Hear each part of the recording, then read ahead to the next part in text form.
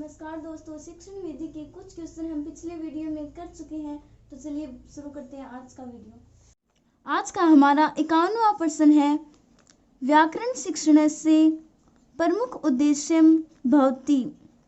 व्याकरण शिक्षण का प्रमुख उद्देश्य होता है भाषा ज्ञानम, भावबोधम, चरित्र शिक्षणम, द्विभाषा ज्ञानम। इसका राइट आंसर होगा भाषा ज्ञानम।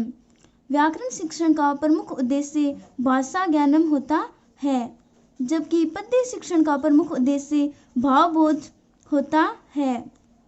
नाटक शिक्षण का चरित्र शिक्षणम और अनुवाद शिक्षण का द्विभाषा ज्ञानम प्रमुख उद्देश्य होता है।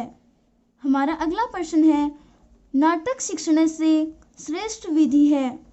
नाटक शिक्षण की श्रेष्ठ विधि होती है समवाय विधि, सहयोग विधि, एक व दो उभय क्वपि न।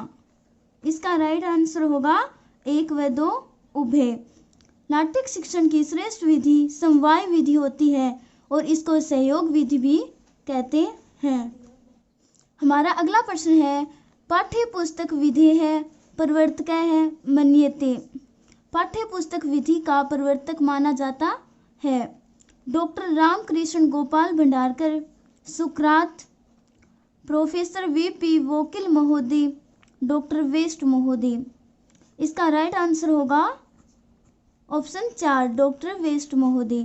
पाठ्य पुस्तक विधि का प्रवर्तक डॉक्टर वेस्ट महोदय होता है, जबकि व्याकरणानुवाद विधि का डॉक्टर रामकृष्ण गोपाल भंडारकर, प्रश्नोत्तर विधि का सुकरात और प्रोफेसर वीपी वोकिल महोदय, प्रत्यक्ष विधि का प्रवर्तक होता है। हमारा अगला प्रश्न है, प्रत्यक्ष पद्धत्या प्रयोगम कृतः। प्रत्यक्ष पद्धति का प्रयोग किया डॉक्टर राउच महोदय, डॉक्टर मूरे महोदय, डॉक्टर स्पेंसर महोदय, डॉक्टर बेवेज महोदय। इसका राइट आंसर होगा डॉक्टर राउज महोदय। प्रत्यक्ष पद्धति को डॉक्टर राउज महोदय ने परसा स्कूल में लैटिन और ग्रीक भाषा सिखाने के लिए प्रयुक्त किया। हमारा अगला प्रश्न है, काव्य शिक्षण विधि है वर्तते। काव्य शिक्षण की विधि है गीत विधि, खंडान्वय विधि, दंडान्वय विधि, सर्वे। इसका राइट आंसर होगा सर्वे। काव्य शिक्षण को पद्य शिक्षण भी कहते हैं और पद्य शिक्षण के अंतर्गत गीत विधि, खंडान्वय विधि, दंडान्वय विधि ये तीनों आती है। हमारा अगला प्रश्न है, व्याकरण शिक्षण से प्राचीनतम विधि रस्ती। व्याकरण शिक्षण की प्राचीनतम विधि है सूत्र विधि, पुस्तक विधि, द्विभाषी विधि, अनुकरण विधि।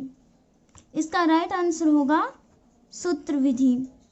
व्याकरण शिक्षण की प्राचीनतम विधि सूत्र विधि होती है, जबकि पुस्तक विधि, द्विभाषी विधि और अनुकरण विधि अनुवाद शिक्षण की विधि होती है। हमारा अगला प्रश्न है, मोंटेसरी विधि है कुत्र प्रयोगो भवति।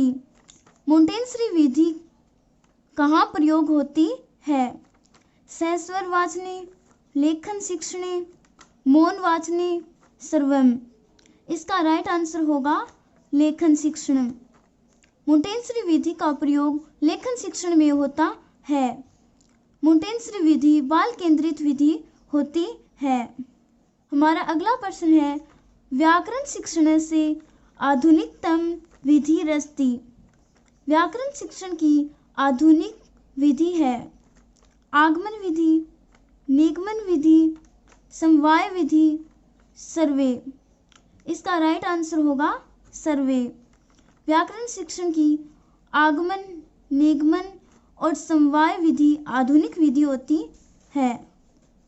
हमारा अगला प्रश्न है, व्याकरण शिक्षण से विधि है अस्ति। व्याकरण शिक्षण की विधि होती है अव्याकृत, व्याकरणानुवाद विधि एक व दो उभय वक्तुम न। इसका राइट आंसर होगा एक व दो उभय। व्याकरण शिक्षण की विधि अव्याकृत व्याकरणानुवाद विधि होती है। हमारा अगला प्रश्न है, अष्टाध्यायी अप्रह नामः किमस्ति।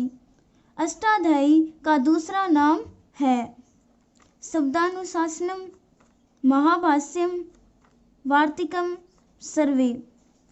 इसका राइट आंसर होगा शब्दानुशासनम।